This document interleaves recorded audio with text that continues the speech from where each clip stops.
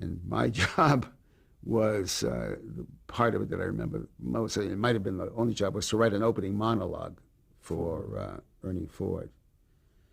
And talk about clutch and talk about blocks. And I remember so clearly the monologue was due at 9 o'clock the next morning for a table reading.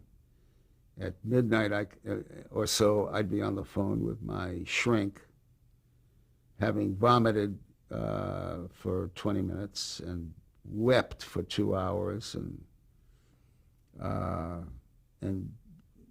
after a few minutes of whatever the hell he did for me, I would finally sit down and write the bloody monologue, and go in with it, fearful as could be, and find it well accepted.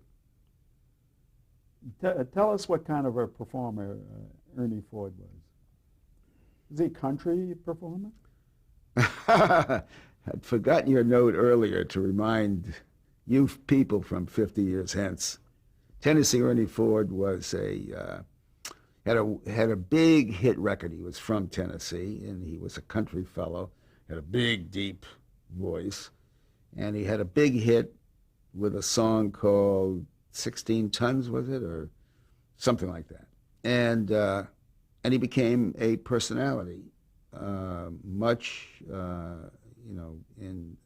very popular. And they built a show around him. Bud Yorkin and Roland Kibbee built a show around him at the request, I think, again, of J. Walter Thompson. And he was wonderful.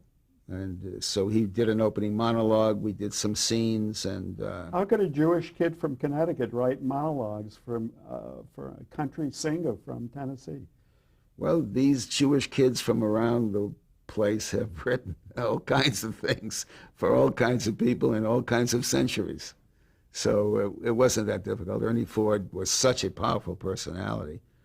You picked it up. You were as nervous as a long-tailed cat in a room full of rockers, but you still, that's a joke from that period, and his kind of a joke, but you found your way to doing them. Was he talented? Was he genuinely Ernie talented? Ford was very talented. He was very talented in the limited way, which was, perfect for the television show he did and for the audience that, cared to see him. But the most important, significant aspect of that whole time for me was the influence that Roland Kibbee had on me as a writer. Because Roland Kibbee was a wonderful, wonderful writer. And having written screenplays, he had a sense of form which applied to the briefest sketch as well as the longest teleplay or screenplay.